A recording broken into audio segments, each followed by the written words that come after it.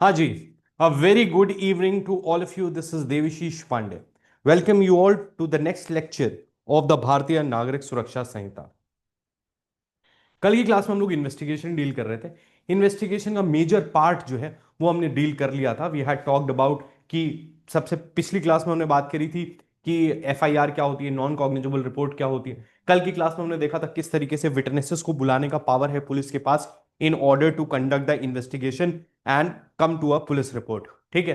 और उसके बाद हमने देखा था कि what how the examination will be done and the examination can not be used for any purpose during the inquiry और ट्रायल। तो ये पॉइंट जो था वो हम डिस्कस कर रहे थे। अब उसके आगे फिर हमने देखा था सेक्शन नंबर 182 और 183। 183 में हमने देखा था कि recording of confessions and statements की बात की थी, जिसमें the voluntary nature of the confession has to be maintained by the magistrate. तो मैजिस्ट्रेट के लिए एक चेक एंड बैलेंस दिया गया था कि किस तरीके से वो voluntary nature of the confession को चेक करेंगे। तो वो सारी चीजें हमने डिस्कस की थी। ठीक है। Now we will be moving to section number 184। ठीक है। सेक्शन नंबर 184 पे हम मूव करेंगे फटाफट से। सेक्शन 184। 184 बहुत ज्यादा इंपॉर्टेंट नहीं है, सिंपल है। दिस इज अबाउट द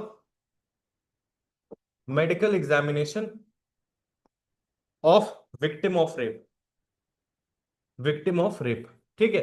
हमने देखा था कि जब अरेस्ट किया गया था तो अरेस्ट के केस में हमने जब देखा था तो अरेस्ट में अक्यूज का मेडिकल एग्जामिनेशन हो रहा था at the request of the police officer या at the request of the accused, so that he can prepare an effective defence.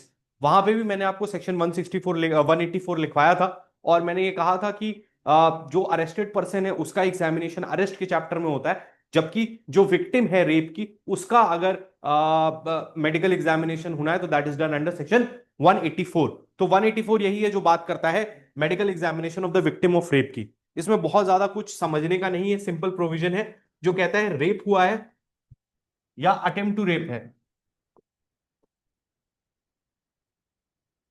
Attempt to rape है तो इसमें the victim has to be examined. ठीक है। Has to be examined, but यहां पे एक चीज जरूरी है कि विक्टिम की कंसेंट से एग्जामिनेशन होता है। ठीक है।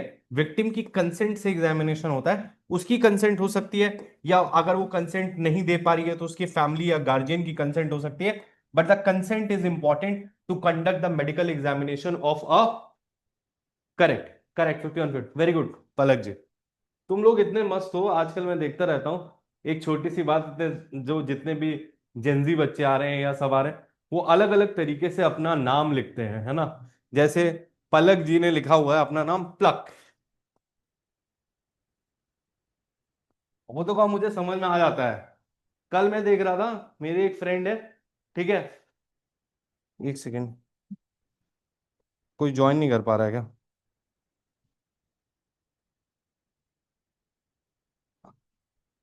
आबरीन जी आप आ गई है ना? अमरीन जी, अमरीन खुर्शीद जी, आप है ना क्लास में? एक लड़की थी, मेरी एक पुरानी फ्रेंड है, वो ईएनटी की डॉक्टर है। ईएनटी पढ़ता है ना। अब वो ईएनटी की डॉक्टर है तो वो अपना नाम लिखती है इंटरेस्टिंग ऐसे करके इंस्टाग्राम पे। ठीक है। तो ऐसे मुझे रोज रोज नए नए दिखते रहते हैं। अब मुझे भी अपना कुछ सोचना पड़ेगा जो है ऐसा इंटरेस्टिंग नाम, तभी हम जो है आप लोगों के साथ एडजस्ट हो पाएंगे हैं? चलो। ठीक है। तो medical examination of victim of rape, rape और attempt to rape, the consent is important. ठीक है। हाँ हाँ, 90s जेंजी वो सब जेंजी हैं। बेटा आप क्लास में हो ना? ठीक है ठीक है ठीक है, कोई दिक्कत नहीं। गूगल शीट, अरे यार गूगल शीट का कुछ नहीं है। होता क्या है, जब आप एक बार लिखते हो उसमें उसमें क्लिक करते हो आस्क रिक्वेस्ट एक्सेस, तो मेरे पास ईमेल आ जाता है। आप लोग बार बार करते रहते हो तो मेरे पास 15-20 ईमेल आ जाते हैं। लेकिन हर समय मैं ईमेल को अलाउ नहीं कर सकता, तो 15-20 मिनट में मैं देखता हूँ जितने भी 10-15 बच्चों के आए होते हैं सबको अलाउ कर देता हूँ। तो उसमें इमीडिएट नहीं होता है, थोड़ी देर बाद आपको उसका एक्सेस मिल जाएगा। थोड़ा टेक्नोलॉजी से अडेप्ट करो यार। तुम लोग भी वकील बनना चाहते हो, जज बनना चाहते हो, थोड़ा टेक्नोलॉजी से भी अडेप्ट करो। है। विक्टिम की अच्छा आ जाओ चलो ध्यान से। Medical examination of victim of rape, rape और अटेम्प्ट टू रेप के केस में विक्टिम की जो कंसेंट होती है वो इंपॉर्टेंट होती है, उसकी या उसकी फैमिली की। और उसके बाद उसका एग्जामिनेशन कंडक्ट किया जाएगा, एग्जामिनेशन कंडक्ट किया जाएगा, ट्राई किया जाएगा। पहले ये लिखा हुआ है by any registered medical practitioner, ठीक है, गवर्नमेंट या लोकल अथॉरिटीज, और लोकल अथॉरिटीज म्यूनिसिपैलिटीज पंचायत इनके द्वारा, लोकल अथॉरिटीज के द्वारा चलाए गए हॉस्पिटल में अगर कोई भी रजिस्टर्ड मेडिकल प्रैक्टिशनर है तो वो उसके उसके बिहाफ वो एग्जामिनेशन करेगा। लेकिन अगर रजिस्टर्ड मेडिकल प्रैक्टिशनर अवेलेबल नहीं है, इन एब्सेंस, आप किसी भी मतलब जरूरी नहीं है गवर्नमेंट हो, but it's any other private registered medical practitioner से उसका एग्जामिनेशन करा सकते हैं।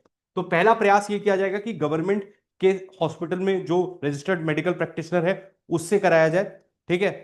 और अगर नहीं तो आप किसी भी प्राइवेट से भी करा सकते हैं, ठीक है। अच्छा, ये जो एग्जामिनेशन है that has to be conducted within 24 hours of the information received by the police. देखो रेप तो कभी हुआ है मान लीजिए, और उसके बाद देर थोड़े टाइम बाद पुलिस के पास इंफॉर्मेशन आई, तो ये लिखना कि from the time of the offence आप 24 hours में कराएं, तो प्रैक्टिकली पॉसिबल नहीं है। प्रैक्टिकली पॉसिबल क्या है कि पुलिस को जब इंफॉर्मेशन मिली उसके 24 hours के अंदर पुलिस को मेडिकल एग्जामिनेशन कराना है, ठीक है। जो रिपोर्ट है उसकी थोड़ी सी डिटेल इसमें लिखी हुई है, बट वो भी आपके लिए जरूरी, बहुत ज्यादा जरूरी नहीं है। जो रिपोर्ट सबमिट की जाएगी मेडिकल ऑफिसर के द्वारा उसमें सारी डिटेल्स होंगी कि कंक्लूजन क्या है, किस टाइम किस प्लेस पे ये मेडिकल एग्जामिनेशन किया गया, कब शुरू हुआ कब खत्म हुआ।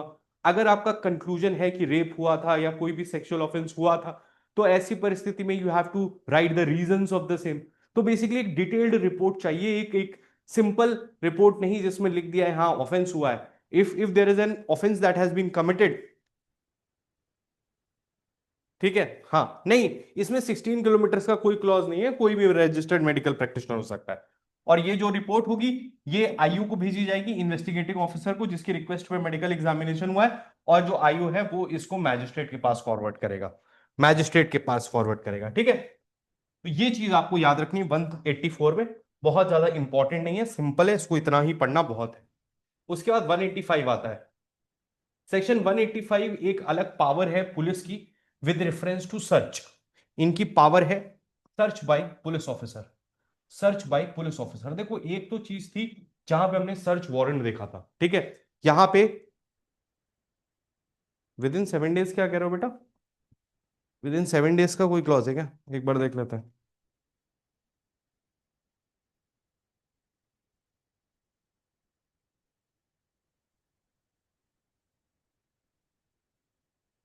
तो 6th पॉइंट है ये। हाँ सॉरी, मेडिकल ऑफिसर जो है विद इन 7 days, हाँ ये भी लिख लो। मेडिकल ऑफिसर जो है, ये जो मेडिकल ऑफिसर की रिपोर्ट है ये with in 7 days, with in 7 days जो है इन्वेस्टिगेटिंग ऑफिसर को दी जाएगी, और इन्वेस्टिगेटिंग ऑफिसर जो है मैजिस्ट्रेट को इसको फॉरवर्ड करेगा, ठीक है। ठीक है, ठीक है, बाकी तो ठीक है, और कोई ऐसी दिक्कत नहीं है। 185 के बारे में आप देखते हो तो 185 जो है वो कहता है सर्च बाय पुलिस ऑफिसर्स। देखो जनरल रूल तो अपन ने देखा था कि जब कभी भी आप सर्च वारंट का चैप्टर हमने पढ़ा था कि मैजिस्ट्रेट के द्वारा जब सर्च वारंट दिया जाएगा तो पुलिस के पास पावर होगी सर्च करने की। लेकिन कई बार during the course of investigation ऐसी स्थिति आ सकती है जब पुलिस को ऐसा लगता है कि अगर हमने सर्च वारंट के लिए मूव किया या हमने कोई भी डिले किया, तो in that case it will be difficult to procure the thing that they are searching. तो ऐसी परिस्थिति में बिना वारंट के सर्च करने का जो राइट है पुलिस के पास, that is given under section 185। So section 185 simply says कि पुलिस को रीजंस रिकॉर्ड करने पड़ेंगे, they have to record the reasons why they are conducting the search immediately. तो reasons to be recorded, reasons to be recorded, and if the reasons are recorded they can conduct the search, उसमें कोई problem नहीं है। बस यहां पे एक चीज है कि अगर आपने ऐसी कोई भी सर्च कंडक्ट की है तो विद इन 48 आवर्स आपको मैजिस्ट्रेट साहब को उस सर्च की जो रिपोर्ट है उसको आपको भेजना पड़ेगा कि आपने सर्च में क्या क्या पाया है, क्या क्या मिला है, आपको किस प्रकार से किया, कहां गए। तो 48 आवर्स में जो सर्च की रिपोर्ट है, सर्च रिपोर्ट है, वो मैजिस्ट्रेट के पास सबमिट करनी है, ठीक है। ये मैजिस्ट्रेट के पास सबमिट करनी है। इतना बात इसमें ध्यान रखना है। और जो जिस जगह पे आपने सर्च की है, जिस घर में आपने सर्च किया है, अगर उसका कोई मालिक है या ऑक्यूपेंट है, तो उसको भी आप ये सर्च की जो रिपोर्ट है उसकी एक कॉपी प्रोवाइड करोगे फ्री ऑफ कॉस्ट। तो ऑक्यूपेंट या ओनर जो है उसको एक फ्री ऑफ कॉस्ट कॉपी दी जाएगी, कॉपी ऑफ सर्च रिपोर्ट। तो बेसिकली इसमें लिखा है, यही सब होता है कि क्या क्या सर्च में मिला और बाकी सारी चीजें, बट इतना बहुत ज्यादा इंपॉर्टेंट नहीं है। बस ये सेक्शन, इनफैक्ट सेक्शन भी इंपॉर्टेंट नहीं है, इसमें बस यही सब लिखा है, ऑडियो वीडियो से करोगे सर्च ताकि कोई दिक्कत ना आए, रीजंस रिकॉर्ड करोगे। तो वही है, इन्वेस्टिगेटिंग पावर है उनको एक तरह से हम देते हैं कि जो पुलिस ऑफिसर इन्वेस्टिगेशन कर रहा है वो कर सकता है, अगर उसके पास समय नहीं है तो वो अपने सबऑर्डिनेट को भेज सकता है। But then this is not very important section और इसको आप स्किप कर सकते हैं। इसको इनफैक्ट इसके साथ में 186 भी है। 186 कहता है, इसी का एक्सटेंशन है। तो 185 एंड 186 आर रेड टुगेदर। 186 कहता है कि पुलिस ऑफिसर के पास ये जो सर्च की पावर है, ये सिर्फ और सिर्फ अपने लोकल ज्यूरिसडिक्शन में नहीं है, बट अपने पूरे डिस्ट्रिक्ट में या डिस्ट्रिक्ट के बाहर भी किसी और पुलिस के एसएचओ को भी आप लिख सकते हैं कि एक जगह है जो आपकी ज्यूरिसडिक्शन में आती है और हमारे असिस्टेंट से या हमारे साथ या आप इंडिविजुअली भी उस जगह का सर्च कर लें। तो कहने का मतलब 185 and 186 red together deal with the provisions of search by the police officer when the search is immediately necessary, without the warrant, without a search warrant, और बस उसकी कॉपी वगैरह मैजिस्ट्रेट को देनी है। इतना बेसिक इसके बारे में जानना है, बहुत ज्यादा इसमें रॉकेट साइंस नहीं है। रॉकेट साइंस जिसमें है वो है अगला सेक्शन, जो है आपका मेन सेक्शन, सेक्शन 187। ये सेकंड मोस्ट इंपॉर्टेंट सेक्शन है ऑफ द इन्वेस्टिगेटिंग चैप्टर। ठीक है, 187 क्या कहता है, ये बहुत ही ज्यादा इंपॉर्टेंट सेक्शन है और कहीं ना कहीं एक सवाल आपको इससे देखने को मिल सकता है, ऐसा मुझे लगता है। 187 क्या बात करता है?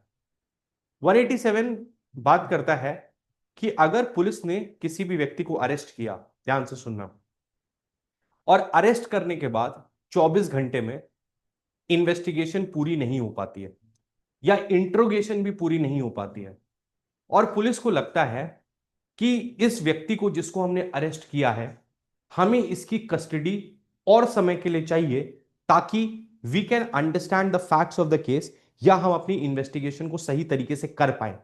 तो ऐसी सिचुएशन में बियॉन्ड 24 आवर्स जो कस्टडी होती है वो बिना मैजिस्ट्रेट की परमिशन के नहीं हो सकती है। आपने पढ़ा है, ठीक है, 57 से 58, वो तो पुराना वाला था, नया वाला आप देख लीजिएगा, उसमें लिखा है, बार बार लिखा हुआ है कि कोई भी पुलिस ऑफिसर किसी को भी अरेस्ट करता है तो उसको मैक्सिमम 24 आवर्स के लिए रख सकता है, और 24 आवर्स में उसको मैजिस्ट्रेट के पास प्रोड्यूस करना है। ठीक बात, मैजिस्ट्रेट के पास प्रोड्यूस करना है। तो सिंपल एक लाइन की बात है कि किसी भी व्यक्ति को बीइंग अक्यूज्ड या अक्यूज नहीं भी था, पता नहीं था, कोई भी चीज है, अगर कोई भी डिटेंशन जो है वो 24 घंटे से ज्यादा नहीं हो सकता। अब मान लीजिए पुलिस को किसी भी अक्यूज की जरूरत है in order to know more about the case और in order to facilitate the investigation, तो वो मैजिस्ट्रेट के पास जाते हैं सेक्शन नंबर 187 में कि वो चाहते हैं कि उनको अक्यूज की कस्टडी दे दी जाए। अब यहां पे कस्टडी मांगने का, क्योंकि 24 आवर्स के ऊपर अगर आप किसी को भी रख रहे हो तो it has to be under the order of the magistrate, otherwise you cannot keep anybody beyond the period of 24 hours. Clear है ये बात?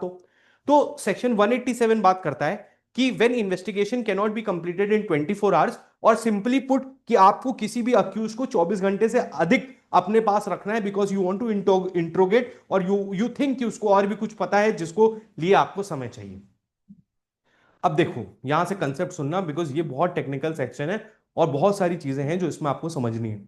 अब एक सिंपल सी बात हुई कि सर ये तो समझ में आ गया कि 24 घंटे से ज्यादा पुलिस किसी भी अक्यूज को या अरेस्टेड पर्सन को, अभी हम अक्यूज बोल रहे हैं बट इसमें कहीं ना कहीं अरेस्टेड पर्सन भी आ सकता है, मान लीजिए वो बाद में क्या नाम है अक्यूज नहीं निकला तो बात अलग है, बट अक्यूज पकड़ के चलिए आप, तो अक्यूज को 24 घंटे से ऊपर अपने पास डिटेंशन में नहीं रख सकती, उसके लिए मैजिस्ट्रेट का ऑर्डर चाहिए। अब उसके लिए मैजिस्ट्रेट का ऑर्डर चाहिए तो सेक्शन 187 कहता है कि आप मैजिस्ट्रेट के सामने अक्यूज को प्रोड्यूस करिए और मैजिस्ट्रेट को इस बात के लिए कन्विंस करिए कि वो उस अक्यूज की पुलिस कस्टडी को बढ़ा दे। ठीक है, मैं सब चीज बता रहा हूँ। ए जी पहले मेरी बात सुन लीजिए, फिर I will take your questions, ठीक है? मैं आप सबके क्वेश्चंस दूंगा, क्वेश्चंस में कोई दिक्कत नहीं है, बट पहले मेरी बात सुन लो। मैं क्या कह रहा हूँ, मैं कह रहा हूँ पुलिस ऑफिसर गए मैजिस्ट्रेट के पास, 24 घंटे। एक तो ये म्यूजिक इतना तेज है ना, मुझे फ्रेम करने में दिक्कत कर रहा है, बट ध्यान से सुनो, थोड़ा सा टोको नहीं बीच में। अभी एक बार पढ़ा दूं फिर आप पूछना। मैं कह रहा हूं सेक्शन 187 ये कहता है कि जब पुलिस को लगता है कि 24 आवर्स में प्रोसीजर पूरा नहीं हो पाया and they want the custody of the accused person, तो वो मैजिस्ट्रेट के पास जाते हैं और मैजिस्ट्रेट साहब को इस बात के लिए कन्विंस करते हैं कि सर हमें इसकी कस्टडी चाहिए। ठीक है? अब आपको पता है कि दो तरह की कस्टडी होती है, एक पुलिस कस्टडी, एक जुडिशियल कस्टडी। पुलिस कस्टडी का मतलब होता है पुलिस लॉकअप में रखना, पुलिस के पास रखना, जो आयु है उनके पास होगा, पुलिस स्टेशन में वो व्यक्ति बंद होगा और इन्वेस्टिगेशन के लिए उससे सवाल जवाब करेंगे पुलिस वाले। उसके बाद होती है जुडिशियल कस्टडी। जुडिशियल कस्टडी का मतलब होता है जेल में डालना, जो आपके शहरों में जिला कारागार या जो है सिटी जेल होगा आपका, वो वहां पे रखना। ठीक है? तो अब सवाल यह आता है कि पुलिस जो है वो मैजिस्ट्रेट साहब से पास जाती है और कहती है कि सर हमें इस अक्यूज की कस्टडी चाहिए। ठीक है? पुलिस कस्टडी से रिलेटेड जो लॉ है वो ये है कि किसी एक केस में पुलिस को मैक्सिमम 15 डेज की पुलिस कस्टडी मिल सकती है। मैक्सिमम 15 डेज की पुलिस कस्टडी मिल सकती है। पहला पॉइंट आपको यह याद रखना है कि किसी भी ऑफेंस के लिए जब कोई भी इन्वेस्टिगेशन हो रहा है किसी भी केस का, तो पुलिस को किसी भी अक्यूज की कस्टडी मैक्सिमम 15 दिन के लिए मिल सकती है। उसके बाद की जो कस्टडी है वो जुडिशियल कस्टडी। अब जुडिशियल कस्टडी की भी एक लिमिट है। ठीक है? जुडिशियल कस्टडी की भी एक लिमिट है। अब इस बात को बहुत ध्यान से सुनना। ये जो सेक्शन 187 है और जो पुराना सेक्शन 167 था, वो ये कहता है जब भी कोई व्यक्ति अरेस्ट होता है उसके बाद उसको पुलिस कस्टडी दी जाएगी या उसको जुडिशियल कस्टडी दी जाएगी। ठीक है? दोनों को मिलाकर आपका 60 डेज का टाइम पीरियड होगा और 60 डेज से ज्यादा उस व्यक्ति को कस्टडी में नहीं रखा जा सकता अगर उसके द्वारा किया गया ऑफेंस जो है वो लेस देन 10 ईयर से पनिशेबल है। और अगर उसने ऐसा कोई ऑफेंस किया है जिसकी पनिशमेंट 10 ईयर से ज्यादा है, तो वो मैक्सिमम 90 डेज के लिए डिटेंशन में रखा जा सकता है। ध्यान से समझना, 90 डेज के लिए कस्टडी में रखा जा सकता है। More than 10 years, life imprisonment या डेथ सेंटेंस। इन तीनों के केस में मैक्सिमम 90 डेज के लिए उसको, मैं अभी पूरा 2-3 बार रिपीट करूंगा, एक बार पहले सरल तरीके से समझो मैं क्या कह रहा हूं। मैं आपसे कह रहा हूं कि नियम ये कहता है कि अगर किसी भी व्यक्ति ने ऐसा कोई ऑफेंस किया है विच is punishable with less than 10 years, तो लेस देन 10 ईयर्स के केस में the maximum period for custody is 60 days. ठीक है? ये दोनों मिला के होगी, मैं आपको बताता हूं। And when the offense is punishable with 10 years or more or life imprisonment or death sentence, in that case the custody will be maximum 90 days, maximum 90 days। ठीक है? इसके बाद ये कहा जाता है कि 15 दिन की जो पुलिस कस्टडी है, यहां तक मान लेते हैं कि दिस इज द पीरियड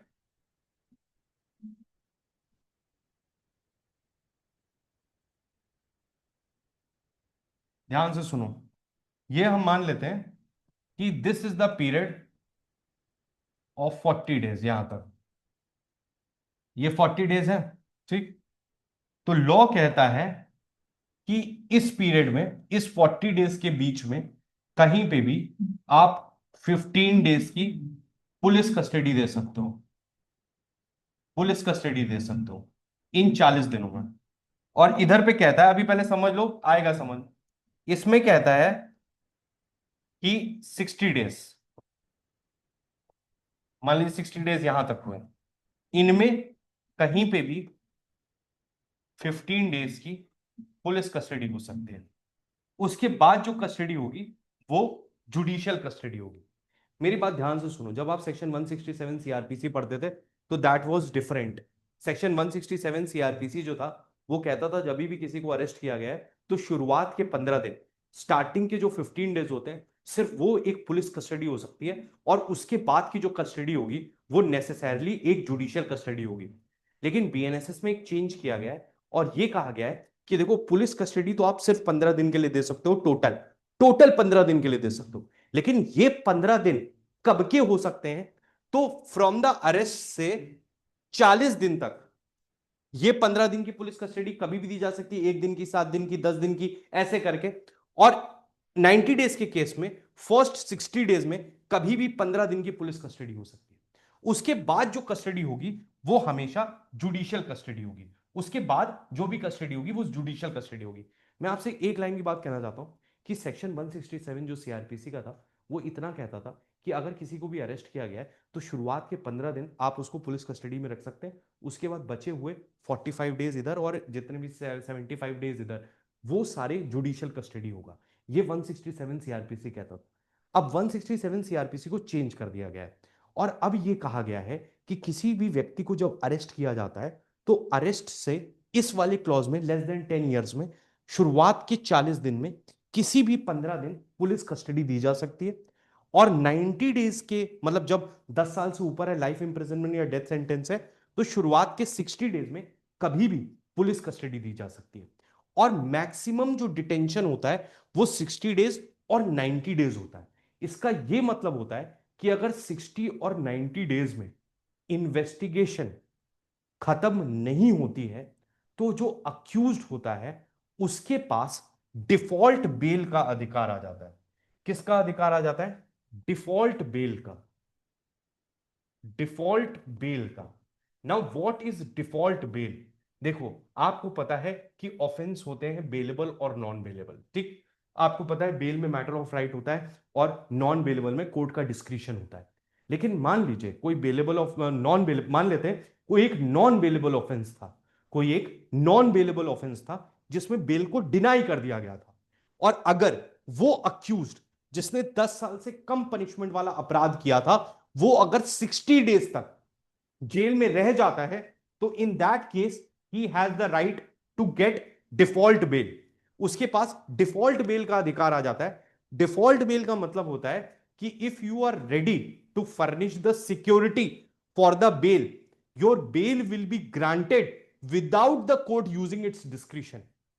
तो एक तरह से आपका नॉन बेलेबल अपराध बेलेबल अपराध में बदल जाता है। So the non bailable offence converts into a bailable offence. तो यहां पे ये कहना चाह रहा है, यहां पे ये कहना चाह रहा है कि अगर if there is any offence which is punishable with less than 10 years, so the maximum period of detention, मतलब पुलिस कस्टडी और जुडिशियल कस्टडी को मिलाकर जो टाइम पीरियड है जो आप किसी भी व्यक्ति को कस्टडी में रख सकते हैं, चाहे पुलिस चाहे जुडिशियल, वो 60 डेज है in case of offence less than 10 years, और 90 डेज है in case of offences punishable with more than 10 years, life imprisonment और डेथ सेंटेंस। और यहां पे ये भी कहता है, और यहां पे ये भी कहता है कि जो पुलिस कस्टडी है वो 15 डेज की हो सकती है, लेकिन पुलिस कस्टडी जो है वो शुरुआत के 40 दिन में 15 डेज की कभी भी हो सकती है, और 90 डेज के केस में 60 डेज में कभी भी 15 डेज की पुलिस कस्टडी हो सकती है। और उसके बाद Sheikh Aqib Qadir ji, sir your voice is very low. तो बेटा ये तुरंत बताया जाता है ना, जैसे ही वॉइस लो होती है वैसे ही बताया था। पूरा पढ़ाने के बाद आप कहते हो सर वॉइस लो है। सर समझ तो नहीं नहीं सर। समझ आ गया but I didn't want to interrupt you. समझ आ गया बट नहीं सर, वॉइस। वॉइस पूरी है, फुल है वॉइस पूरी। ठीक है, कोई बात नहीं, कोई बात नहीं। और लोगों को, बाकियों को समझ में आया? किसको किसको समझ में आया ये पॉइंट? किसको किसको नहीं समझ में आया? जिसको नहीं समझ में आया उसको एक चॉकलेट मिलेगा मेरी तरफ से। सर मेरे किसको को ना नहीं आज समझ में आया? तक सर मेरे को ना आज तक पूरे पैराग्राफ में 15 दिन की पुलिस कस्टडी कहाँ पे, ये चीज नहीं दिखी आज तक मेरे को सर। क्या चीज? मतलब पूरे पैराग्राफ में ना 15 दिन की पुलिस कस्टडी होती है ना, 60 और 40 दिन के बीच सर, वो 15 दिन की पुलिस कस्टडी पूरे बेर एक्ट में कहाँ लिखी है आज तक मेरे को वो नहीं दिखी सर। चलो अभी दिखाते हैं, अभी दिखाते हैं, बेयर एक्ट में दिखाते हैं। ठीक है, पहले ये समझ लो पहले, फिर बताते हैं। ठीक है। So there's a default question. Bail का क्या मतलब है? देखो, डिफॉल्ट बेल का मतलब क्या होता है बेटा? देखो, आपको पता है कि दो तरह के ऑफेंस होते हैं, बेलेबल और नॉन बेलेबल, ठीक है? नॉन बेलेबल ऑफेंस में कोर्ट को अपना डिस्क्रिशन यूज करना होता है बेल के लिए। मान लीजिए कोर्ट ने आपका अपना डिस्क्रिशन यूज किया और बेल को डिनाई कर दिया, बेल को डिनाई कर दिया तो आपको बेल नहीं मिलेगी, आपको बेल नहीं मिलेगी। क्लियर कट बात है। जब बेल नहीं मिलेगी तो ऐसी परिस्थिति में आप जेल में रहोगे, आपका मतलब आपका क्लाइंट जेल में रहेगा।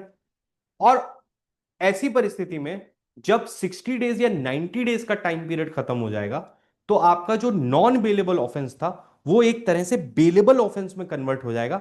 इसका मतलब now the court will not use its discretion to grant you bail, and if you have brought the requisite securities and the surety जो बेल के लिए जरूरी है तो आपको उसको फर्निश करने पर तुरंत बेल दे दी जाएगी।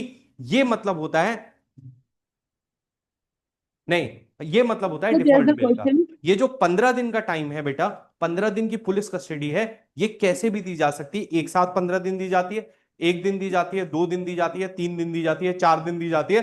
जनरली तरीका ये होता है कि पहले 2-3 दिन की कस्टडी दी जाती है, उसके बाद फिर देखो एक बात और ध्यान रखो, यहां पे जब भी मैजिस्ट्रेट के पास 24 घंटे में प्रोड्यूस किया जाएगा तो जो भी डिटेंशन होगा वो हमेशा अक्यूज की प्रेजेंस में होगा।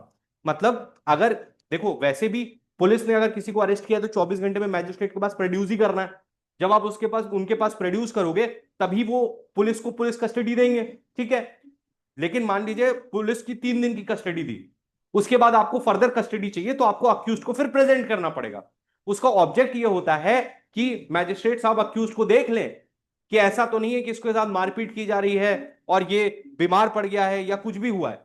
द आइडिया हियर इज आपने अपनी कोर्ट्स में देखा होगा कि रोज सुबह बहुत सारे अक्यूज आते हैं, ठीक है। हालांकि वो आधे घंटे में सब सॉर्ट हो जाता है, लेकिन बहुत सारे अक्यूज आते हैं, पुलिस उन सबको लेके आती है जब उनको वो रिमांड पे ले रही होती है, यानी कि वो पुलिस कस्टडी ले रही होती है, ठीक है। देखो, हाँ एग्जैक्टली मैं पढ़ के बताता हूँ।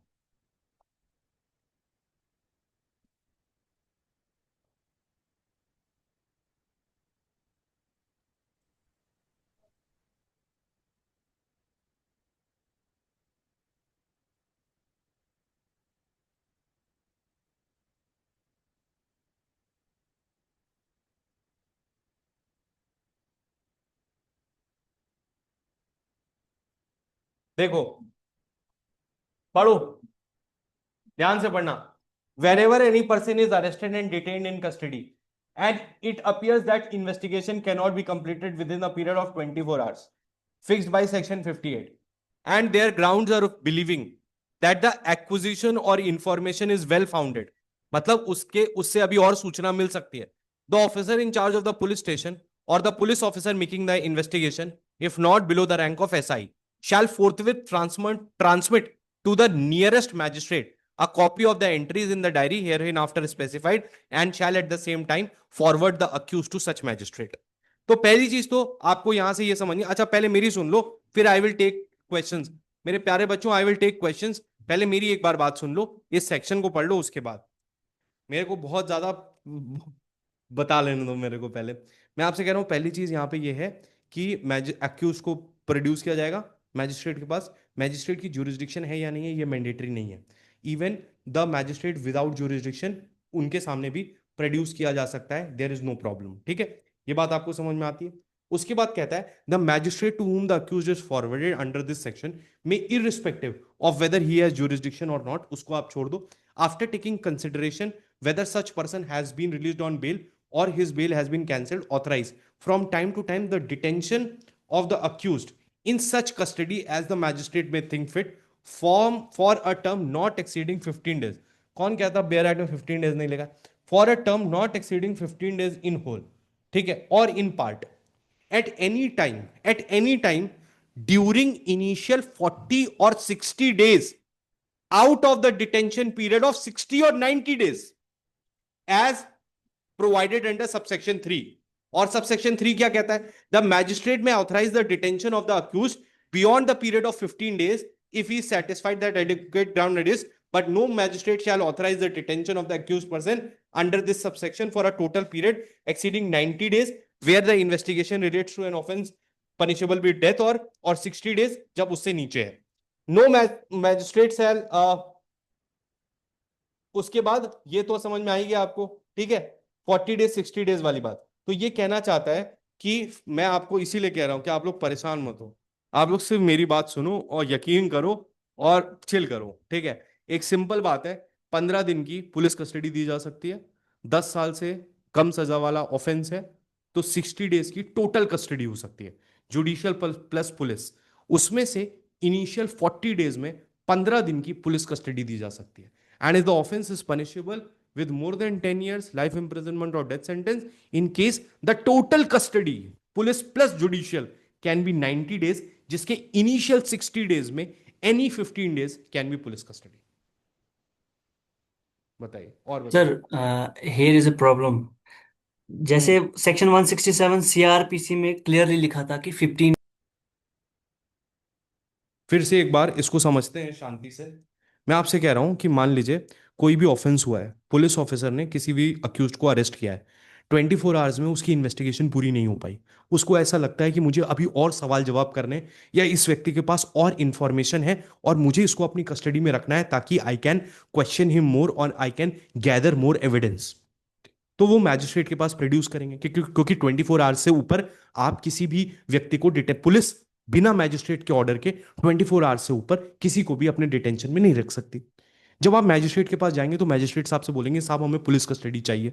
जब आप मैजिस्ट्रेट साहब से ये बोलेंगे पुलिस कस्टडी चाहिए, तो लॉ ये कहता है कि जो पुलिस कस्टडी है वो मैक्सिमम 15 डेज की दी जा सकती है।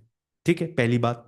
दूसरी बात ये कहता है कि अगर कोई भी offence punishable with less than 10 years है, तो उसमें जो पुलिस कस्टडी है 15 डेज की, वो शुरुआत के 40 दिन में कभी भी दी जा सकती है।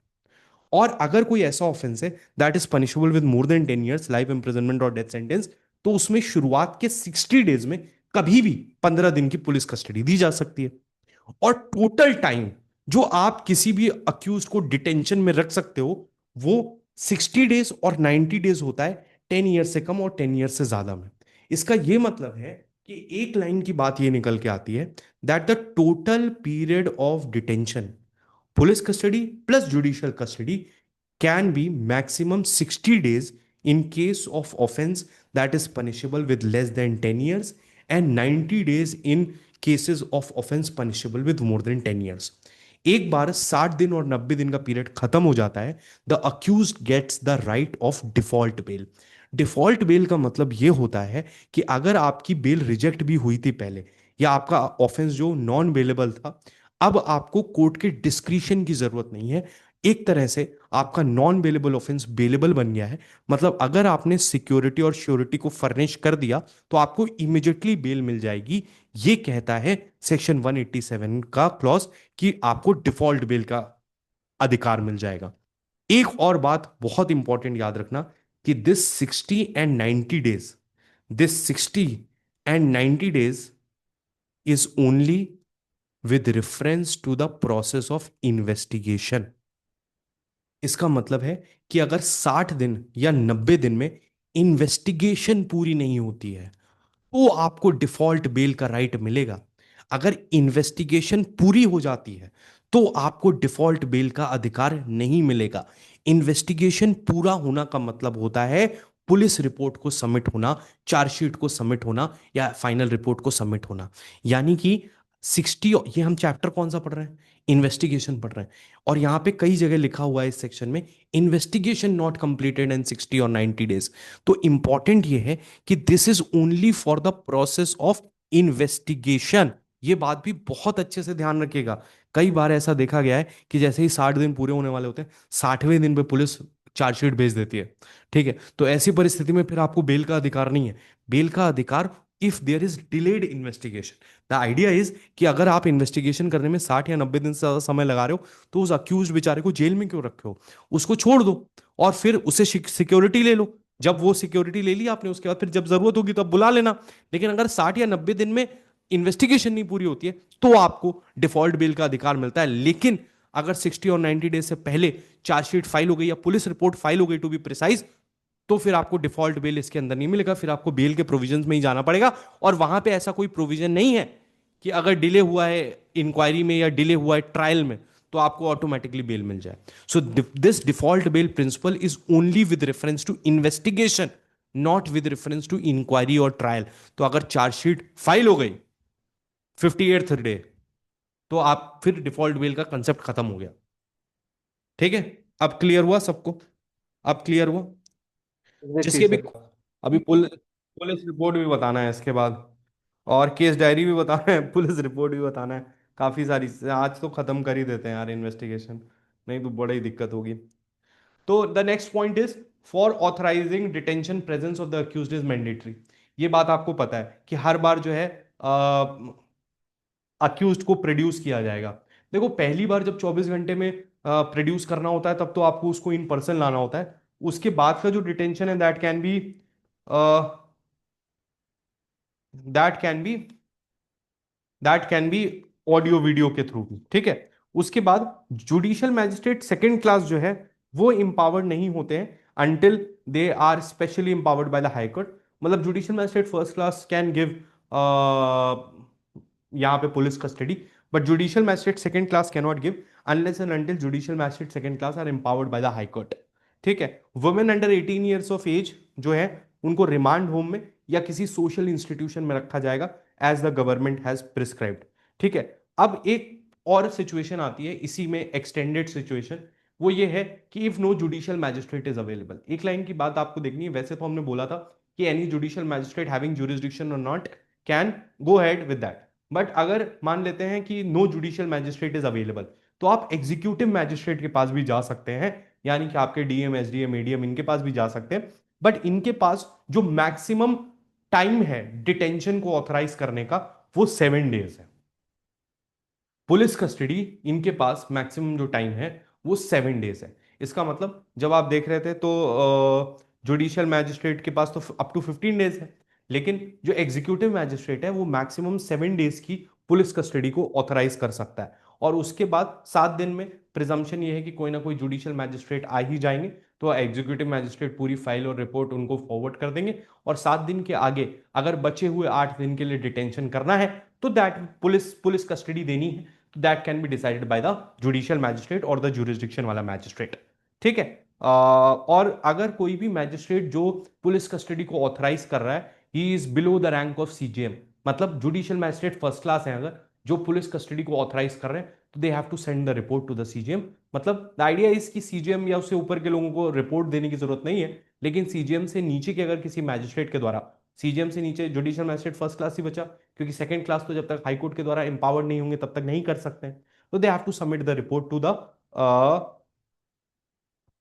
The CGM. ठीक है, इसके बाद एक और चीज है कि अगर कोई समन्स केस है, ठीक है, आपने वारंट्स और समन्स पढ़ा था, 2 साल से कम की सजा समन्स केस। ठीक है, तो अगर समन्स केस है और उसमें जो इन्वेस्टिगेशन है वो 6 months from the date of arrest complete नहीं हुई है, तो the magistrate can order stoppage of investigation, और वो इन्वेस्टिगेशन को रोक सकते हैं। हालांकि ऑपोजिट पार्टी अपील फाइल कर सकती है सेशन जज के पास, और अगर सेशन जज चाहें in the interest of justice तो इन्वेस्टिगेशन को रिज्यूम कर सकते हैं, वरना उस केस को वहीं खत्म कर दिया जाएगा। तो कहने का मतलब एक एक्स्ट्रा क्लॉज क्या है? ठीक है, सोशल इंस्टीट्यूशन, हाँ, रिमांड होम और social institution. Social institutions basically कुछ एनजीओ जैसी जगहें होती हैं, या ऐसी जगहें जहाँ पे मतलब महिलाओं की, या मतलब कोई ऐसा वृद्धाश्रम है वहां पे आपको सर्विस के लिए भेजा जा सकता है, या कोई एनजीओ है, या इस तरह की जगहों पे। ठीक है, या मान लीजिए कोई लोकल म्यूनसिपैलिटीज का हॉस्पिटल है, इस तरह के हैं, ये सोशल इंस्टीट्यूशंस कहलाते हैं। ठीक है, लास्ट एक पॉइंट जो मैं बता रहा था समन्स के सामने, मैं दोबारा बताता हूँ। ठीक है, मैं आपसे बस इतना कह रहा हूँ कि एक एडिशनल पॉइंट है, 3 पॉइंट है देखो। एक तो ये 60 दिन 90 दिन आपको समझ में आ गया। दूसरा ये याद रखना कि अगर एग्जीक्यूटिव मैजिस्ट्रेट के पास जा रहे हो तो अधिकतम 7 डेज का कस्टडी दे सकते हैं, ये बात आप समझ गए। इसके बाद लास्ट चीज जो आपको समझनी है कि अगर एक समन्स केस है, 2 साल से कम सजा का ऑफेंस है, तो ऐसी परिस्थिति में 6 महीने तक, नाउ दिस इज डिफरेंट, 60 दिन 90 दिन की बात नहीं है, 60 दिन 90 दिन में आपको डिफॉल्ट बेल मिल रही थी, दैट वॉज डिफरेंट। बट यहां 60 दिन 90 दिन छोड़ो, 6 मंथ हो गए and the investigation is not completed, तो the judicial magistrate has the power to stop the proceedings. ठीक है, उनको प्रोसीडिंग्स बंद करने को कह सकते हैं कि अब तुम इन्वेस्टिगेशन ना करो, क्योंकि 2 साल से कम का अपराध 6 महीने में इन्वेस्टिगेशन नहीं खत्म हो रही है, there are other important cases that need to be investigated, आप इसको छोड़िए, इसको बंद करिए। लेकिन अगर विक्टिम चाहे तो वो सेशन जज के पास अपील कर सकता है इस डायरेक्शन के अगेंस्ट, और सेशन जज को अगर लगता है तो they can order investigation to continue. ठीक है, ये बात आप याद रखिएगा। ठीक है, ये हो गया 187। ठीक है, समझ में आ गया? आप लोग एक बार 187 पढ़ लीजिएगा, मैं ब्रेक ले लेता हूं। ठीक है, ओके, तो ये हो गया आपका 187। ठीक है, इसके बाद आता है सेक्शन नंबर 188। 188, 189, 190, 191, ये चारों जो हैं बहुत ज्यादा इंपॉर्टेंट नहीं है, सिंपल सिंपल है। 188 कहता है इन्वेस्टिगेशन बाय सबऑर्डिनेट ऑफिसर। कई बार जब एसएचओ को वो होता है तो वो नीचे के, देखो मैंने आपको समझाया था, जैसे एक पुलिस स्टेशन होता है तो उसका जो सबसे बड़ा अधिकारी होता है वो एसएचओ होता है, स्टेशन हाउस ऑफिसर जिसको बोलते हैं, थाना इंचार्ज बोलते हैं कहीं कहीं पे, he is the SHO, he is the inspector. ठीक है, उसके नीचे देयर आर सम इंस्पेक्टर्स और मे बी सब इंस्पेक्टर्स, एसआई। तो इन्वेस्टिगेशन जो होती है वो एसआई लोग करते हैं, वो आईओ होते हैं। IO means investigating officer. Investigating officer कोई भी हो सकता है, एसआई हो सकता है या इंस्पेक्टर हो सकता है या एसएचओ हो सकता है। तो अब होता क्या है कि मान लीजिए अगर कोई भी एसआई जो है वो इन्वेस्टिगेशन कर रहा है तो वो अपनी रिपोर्ट एसएचओ को देगा और एसएचओ फिर उसको सबमिट करेगा। कहने का मतलब एक सिंपल सी बात है कि अगर किसी पुलिस ऑफिसर की रैंक में एसआई या एएसआई से इन्वेस्टिगेशन आप करा रहे हो तो वो एक बार एसएचओ से चेक हो जाए। ठीक है, तो ये 188 कहता है, और कुछ नहीं, 2 लाइन का सेक्शन है, आप पढ़ लीजिएगा। 189 कहता है release of the accused when the evidence is deficient. यहां पे ये चीज कहता है 189 में कि अगर ड्यूरिंग द इन्वेस्टिगेशन आपको लगता है कि इसमें कोई एविडेंस नहीं है, मतलब इस केस में कुछ भी नहीं है जिसपे आप इवेंचुअली क्लोजर रिपोर्ट लगाओगे, तो उसमें आप बेल पे रिलीज कर सकते हो बेलेबल ऑफेंस में। ठीक है, ये 189 कहता है। 190 कहता है cases to be sent to the magistrate when evidence sufficient. तो 189 और 190 साथ में, 189 कहता है एविडेंस कम है तो उसको बेल पे रिलीज कर दो। 190 कहता है कि जब आपके पास एविडेंस सफिशिएंट है तो आप उसको मैजिस्ट्रेट के पास फॉरवर्ड करोगे। ठीक है, तो ये सिंपल कहता है कि I you can send to the accused to the magistrate, और उसके साथ में अगर कोई वेपन वगैरह भी सीज हुए तो वो भी आप प्रोड्यूस कर दोगे। ठीक है, तो ये 189 190 बहुत ज्यादा इंपॉर्टेंट नहीं है। 191 थोड़ा सा इंपॉर्टेंट है, जो कहता है complainant and witness not to be required to accompany police officer and not be subject to restraint. यहां पे एक छोटी सी बात है कि जब अक्यूज्ड को बेल पे रिलीज किया जाता है तो उससे तो सिक्योरिटी ली जाती है। कई जगहों पे अगर ऐसा लगता है कि कंप्लेनेंट और विटनेस ये भी कोर्ट में अपीयर नहीं होंगे तो इनसे भी बॉन्ड साइन करवाया जाता है या सिक्योरिटी ली जाती है। कोई कंप्लेनेंट है, वो एफआईआर लिखवा के चला गया, एफआईआर लिखवा के चला गया, पुलिस ने इन्वेस्टिगेशन कर ली, और जब मामला कोर्ट पहुंचा तो कंप्लेनेंट और विटनेस ही नहीं आ रहे, तो पुलिस पागल थोड़ी है कि इन्वेस्टिगेशन कर रही है, सब कुछ कर रही है, आप आ नहीं रहे हो। तो अगर ऐसा कभी भी कोई सिचुएशन लगती है तो पुलिस जो है कंप्लेनेंट और विटनेस से बॉन्ड साइन करवा सकती है। लेकिन लॉ ये कहता है कि आप उनको अननेसेसरी हैरेस नहीं करेंगे या उनके ऊपर अननेसेसरी रिस्ट्रेंट नहीं लगाएंगे। किसके ऊपर? कंप्लेनेंट और विटनेस के ऊपर। इसका मतलब ये नहीं है कि हर तारीख पे पुलिस कंप्लेनेंट और विटनेस को लेके जाएगी, ऐसा नहीं है। लेकिन अगर कंप्लेनेंट और विटनेस श्योरिटी नहीं दे रहे हैं, सिक्योरिटी नहीं दे रहे हैं और कोर्ट की प्रोसीडिंग में नहीं आ रहे हैं तो उनको लाया जा सकता है। ठीक है, ये 191 कहता है। ठीक है, इसके बाद नेक्स्ट जो इंपॉर्टेंट सेक्शन आता है वो आता है 192। Now 192 is again important.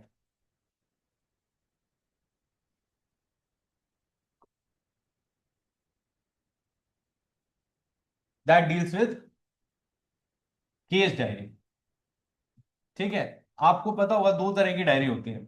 Diary तो खैर पुलिस स्टेशन में बहुत सारी होती है, लेकिन आपके पढ़ने के लिए 2 तरह की डायरीज होती हैं। एक होती है केस डायरी और एक होती है जनरल डायरी। जनरल डायरी में बहुत सारी चीजें लिखी जाती हैं, कब स्टेशन खुला, कौन ड्यूटी पे है, कौन सी एफआईआर लिखी गई, ये सब जनरल डायरी में लिखा जाता है। केस डायरी का मतलब होता है कि केस से रिलेटेड सारी इंफॉर्मेशन जो है वो केस डायरी में लिखी जाती है, जिसको हम सीडी बोलते हैं। जनरली हम लोग सीडी बोलते हैं। तो इसमें क्या होता है, क्या क्या होता है, जैसे day to day proceedings in diary. ठीक है, डे टू डे प्रोसीडिंग्स आपको लिखनी है। उसके बाद टाइमिंग ऑफ इन्वेस्टिगेशन, आपने कब इन्वेस्टिगेशन शुरू करी, आपने अगर इन्वेस्टिगेशन शुरू करी तो आप कौन कौन सी जगहों पे गए, प्लेस और प्लेसेस विजिटेड आपने क्या क्या पूछताछ करी, स्टेटमेंट ऑफ सर्कमस्टेंसेस वहां पे आपने क्या देखा, स्टेटमेंट ऑफ सर्कमस्टेंसेस, और साथ में जो अभी हमने पीछे पढ़ा था statements of person under section 180 180 में हमने पढ़ा था कि स्टेटमेंट्स होते हैं जो 161 के बयान थे सीआरपीसी में, वो सेक्शन 180 में थे, जहां पे एनी पर्सन में अक्यूज्ड भी इंक्लूडेड होता है, मैंने आपको बताया था। ठीक है, और वहां पे हमने नंदिनी सतपथी वर्सेस पीएल दानी का केस पढ़ा था। तो वहां पे लॉ कहता है कि वो जो बयान होंगे 180 के जो स्टेटमेंट्स होंगे of any person including the accused, they are to be written in the case diary, ये सारी चीजें केस डायरी में लिखी जाएंगी। ठीक है, अब ये तो हो जाएगा केस डायरी की बात। और केस डायरी को जो है ये भी कहा जाता है case diary should be volume की होनी चाहिए, मतलब 1 2 3 वॉल्यूम में मोटी मोटी किताब वॉल्यूमिनस होनी चाहिए और पेजिनेटेड होनी चाहिए। पेजिनेटेड होनी चाहिए का मतलब केस डायरी में पेज नंबर होने चाहिए। इसका ऑब्जेक्ट ये रहता है कि कभी भी कोई बीच का पन्ना फाड़े नहीं या कोई इस तरह की चीज ना हो, तो पेज नंबरिंग होती है केस डायरी में ताकि कुछ फॉल्टी इन्वेस्टिगेशन ना हो। और केस डायरी का ये मतलब हो गया वो तो ये बेसिक है। बेसिक का मतलब ये है कि केस डायरी में डे टू डे सारी फंक्शनिंग लिखी जाती है, पूरी इन्वेस्टिगेशन का पूरा डिटेल होता है, पुलिस ऑफिसर कब उसने इन्वेस्टिगेशन शुरू करी, कहां गया, किससे मिला, क्या क्वेश्चंस पूछे, स्टेटमेंट्स क्या लिए, सर्कमस्टेंसेस क्या देखे, everything about the investigation should be mentioned in the case diary. ठीक, लेकिन इंपॉर्टेंट बात आती है evidentiary value of case diary. तो it is not a substantive piece of evidence, इसको एक प्राइमरी एविडेंस की तरह कोर्ट ऑफ लॉ में नहीं यूज किया जा सकता। लेकिन केस डायरी को कैसे यूज किया जाता है, पहला तो जनरल रूल, पहला तो चलिए पहला रूल क्या है, पहला रूल क्या है कि केस डायरी जो है, पहला रूल क्या है कि केस डायरी जो है किसी भी क्रिमिनल कोर्ट के द्वारा मंगाई जा सकती है। Criminal court, any criminal court can ask for case diary, can ask for case diary in order to aid और सप्लीमेंट द इंक्वायरी और ट्रायल। इंक्वायरी और ट्रायल मतलब कोर्ट के पास पावर है कि वो कभी भी केस डायरी को मंगा सकते हैं केस को जनरली समझने के लिए या अपनी इंक्वायरी और ट्रायल को और ज्यादा बेहतर करने के लिए वो केस डायरी मंगवा सकते हैं। This is point number 1। लेकिन अगर कोर्ट केस डायरी मंगवाता है अपने रेफरेंस के लिए in order to aid the inquiry and trial, the accused और his agent do not have the right to refer the case diary, मतलब उनके पास ये राइट नहीं है। अगर कोर्ट अपने एड और इंक्वायरी के लिए मंगाता है तो द अक्यूज और his agent do not have the right, do not have the right to see the case diary, या उसको रिफर करने का भी उनके पास राइट नहीं होता है। ठीक है, accuse does not have the right. लेकिन अक्यूज का राइट कब बन जाता है, when does the accused gets the right, वो भी कोर्ट के डिस्क्रिप्शन पे होता है but gets the right to refer case diary.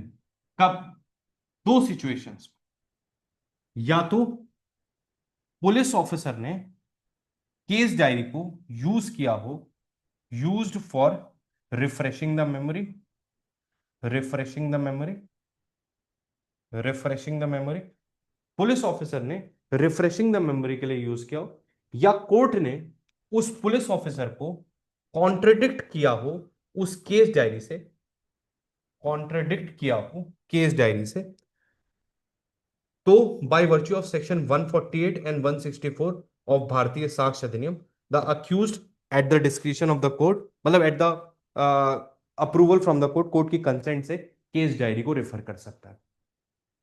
मेरी बात ध्यान से सुनो, इस चीज को याद कर लो। अगर कोर्ट ने केस डायरी अपने रेफरेंस के लिए मांगी है in order to aid the inquiry और trial, in that case the accused does not gets the right to refer the case diary, और उसके पास मतलब वहां पे कोर्ट अपनी जानकारी के लिए केस डायरी मंगा रही है, एज अ प्राइमरी एविडेंस नहीं मंगा रही है, तो the accused does not has the right to refer the case diary. लेकिन दो सिचुएशंस हैं when the police officer uses the case diary to refresh his memory or the court has contradicted the police officer by virtue of section 148 and 164 भारतीय साक्ष्य अधिनियम, तब जो accused है वो case diary को यूज कर सकता है। अब ये बात आपको अभी सिर्फ याद कर लेनी है, क्योंकि जब मैं भारतीय साक्ष्य अधिनियम आपको पढ़ाऊंगा तो उसमें मैं आपको 148 164 पढ़ाऊंगा और यहाँ पे रिफ्रेशिंग द मेमोरी भी पढ़ाऊंगा, तब आप इस चीज को और अच्छे से समझ पाओगे। बट अभी लॉ के लिए सिर्फ दो चीजें याद रखनी है कि दो बार जो अक्यूज्ड है वो इनको यूज कर सकता है। एक बार जब पुलिस ऑफिसर ने रिफ्रेशिंग द मेमोरी के लिए यूज किया हो, या कोर्ट ने उस पुलिस ऑफिसर को on the basis of case diary contradict किया हो, तो अक्यूज्ड के पास राइट आ जाता है केस डायरी को रेफर करने का। वरना case diary can not be referred, it can not be used as a primary evidence, it is not a substantive piece of evidence. उसका काम सिर्फ और सिर्फ चेक एंड बैलेंस है कि पुलिस की इन्वेस्टिगेशन सही तरीके से हुई है। हाँ हाँ हाँ, करेक्ट। ठीक है, समझ में आ गया? समझ में आ गया?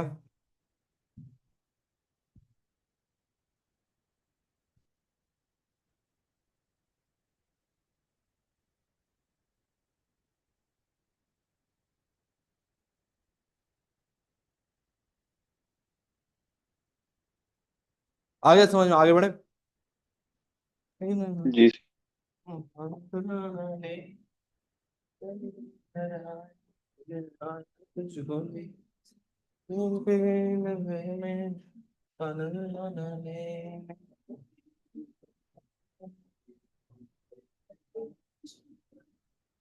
इतने गाने चल रहे हैं और ये वही गाने रिपीट पे बजा रहे हैं।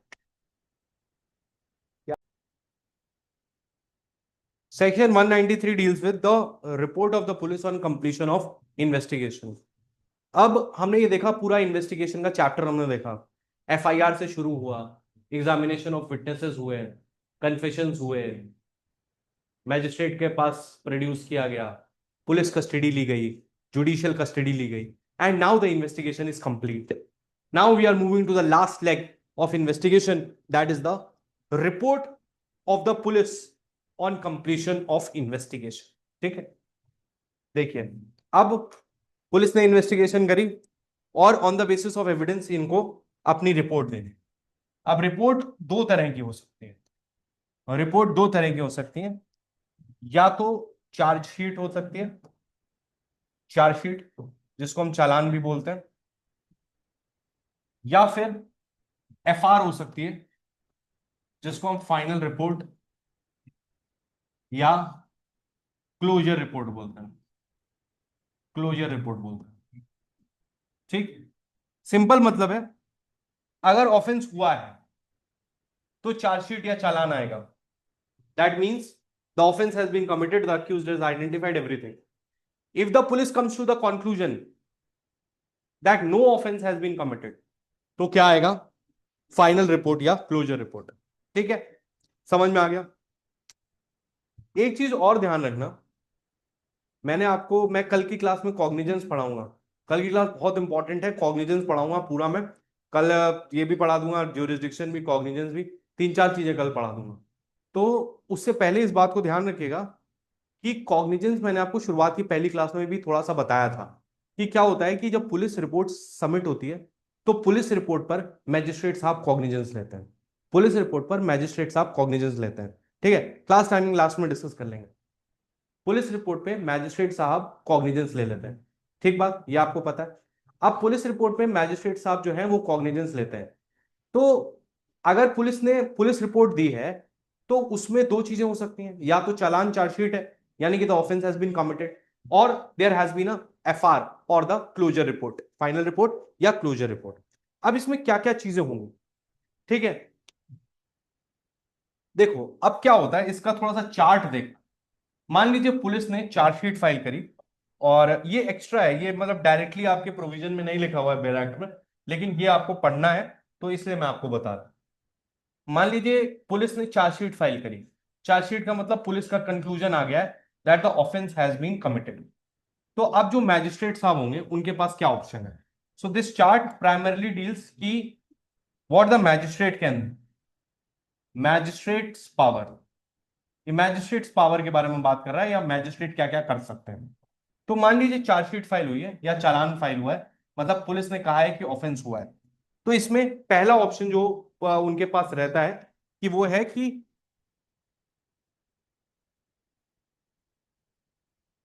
Accept the chargesheet and take cognizance under section 210 1B। ठीक है, कल कॉग्निजेंस पढ़ाएंगे तो आपको समझ में आएगा। ये चार्ट बहुत इंपॉर्टेंट है, बस इतना याद रखना कि जब भी पुलिस रिपोर्ट फाइल होती है उस पर मैजिस्ट्रेट साहब कॉग्निजेंस लेते हैं। कॉग्निजेंस का मतलब जुडिशियल नोटिस होता है, the proceedings of the court will now follow.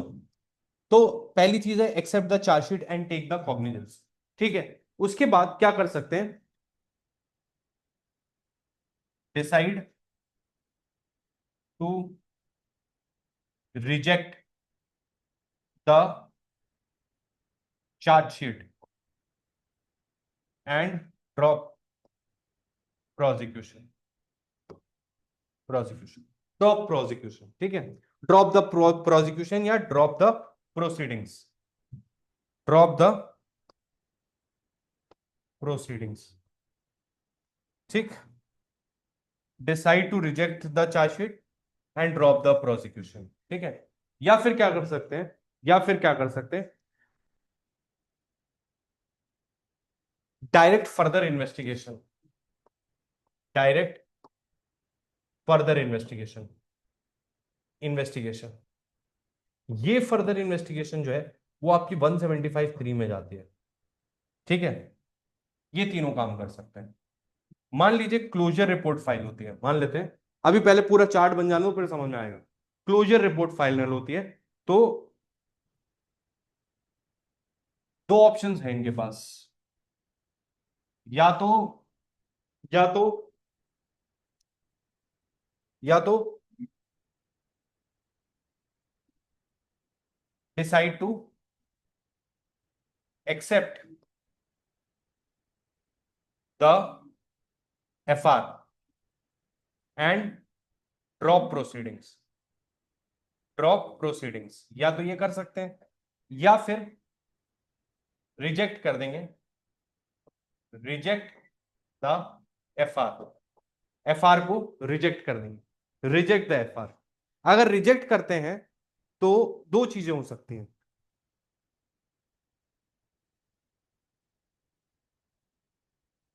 Reject करने के बाद दो चीजें वो कर सकते हैं, या तो वो एफआर पे ही कॉग्निजेंस ले सकते हैं,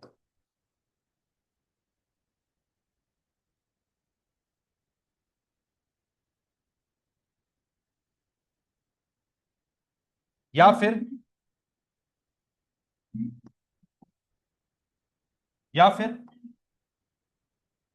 या फिर फर्दर इन्वेस्टिगेशन ऑर्डर कर सकते हैं,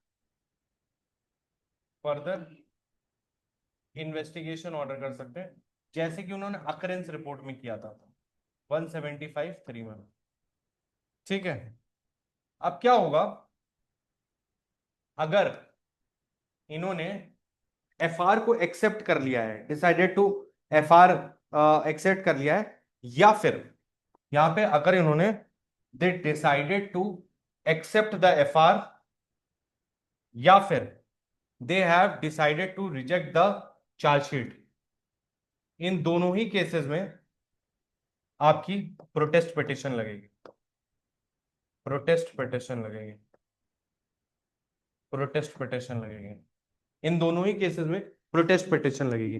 प्रोटेस्ट पिटिशन में उसके आगे फिर होता है प्रोटेस्ट पिटिशन का, वो भी मैं बता देता हूं। चलिए, अब प्रोटेस्ट पिटिशन में क्या होता है कि प्रोटेस्ट पिटिशन जो होती है उसके अंदर भी चार चीजें हो सकती हैं, या तो magistrate rejects the project protest petition को, सेम मैजिस्ट्रेट के पास जाती है, वो रिजेक्ट कर सकते हैं, या फिर वो फर्दर इन्वेस्टिगेशन डायरेक्ट कर सकते हैं, फर्दर इन्वेस्टिगेशन डायरेक्ट कर सकते, अभी समझ में आएगा, परेशान मत होना भाई। फर्दर इन्वेस्टिगेशन डायरेक्ट कर सकते हैं, या डायरेक्ट कॉग्निजेंस ले सकते हैं, डायरेक्ट कॉग्निजेंस ले सकते हैं, या फिर डायरेक्ट कॉग्निजेंस ले सकते हैं, या फिर इसको एज अ कंप्लेंट ले सकते हैं, एज अ कंप्लेंट ले सकते हैं, यानी कि 210 1A में वो ले सकते हैं, यहां पे 210 1B में ले सकते हैं। ठीक है। Now this is the complete chart for the purpose of, अब समझाता हूं मैं आपको। ठीक है,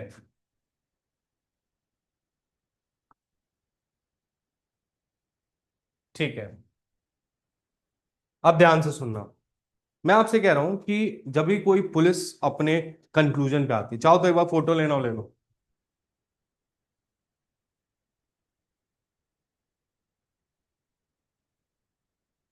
ले लिया।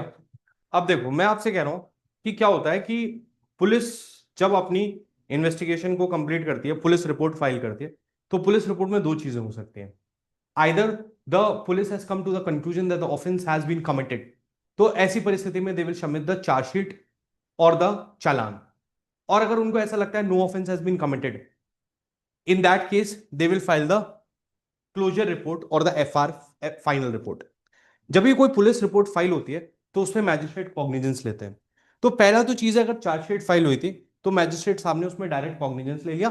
ये रेगुलर काम यही होता है कि पुलिस ने एक चार्जशीट फाइल की जिसके ऊपर मैजिस्ट्रेट साहब ने कॉग्निजेंस लिया। कल कॉग्निजेंस पढ़ाएंगे, उसके बाद ये बात और बेहतर तरीके से समझ में आ जाएगी। बट अभी के लिए समझो कि मैजिस्ट्रेट साहब ने कॉग्निजेंस लिया, कॉग्निजेंस लेकर उन्होंने प्रोसीडिंग स्टार्ट कर दी, इशू ऑफ प्रोसेस हो गया, इंक्वायरी हो गई और ट्रायल शुरू हो गया। कभी कभी चालान पे वैसे ये बहुत कम होता है, but decide to reject the chargesheet, मतलब चार्जशीट पुलिस इन्वेस्टिगेशन करके ये लेके आई है कि भाई ये अपराध हुआ है, एंड द मैजिस्ट्रेट सेज कि नहीं, ये इन्वेस्टिगेशन फॉल्टी है, जबरदस्ती आपने अपराध बनाया, I am not taking cognizance on that. तो ये मैजिस्ट्रेट के पास पावर है, बहुत रेयर यूज होती है लेकिन हो सकती है। कभी कभी पुलिस ने जब अपनी चार्जशीट फाइल की है तो वो जो इन्वेस्टिगेशन की पुलिस रिपोर्ट है, मतलब चार्जशीट है, चालान है, उससे सेटिस्फाइड नहीं है मैजिस्ट्रेट, तो उनको वापस भेज देगा कि दोबारा से इन्वेस्टिगेशन करके लाओ। वो पावर है 175(3) के अंदर, जो हमने पीछे पढ़ी थी, जो पुरानी 156(3) थी। उसके बाद मान लीजिए क्लोजर रिपोर्ट लगाई है, यानी कि एफआर लगाया है, तो अगर एफआर को एक्सेप्ट कर लिया, पुलिस ने एफआर लगाई है कि कोई ऑफेंस नहीं हुआ, मैजिस्ट्रेट साहब ने उस बात को एक्सेप्ट कर लिया, तो प्रोसीडिंग्स ड्रॉप हो जाएंगे। ठीक है।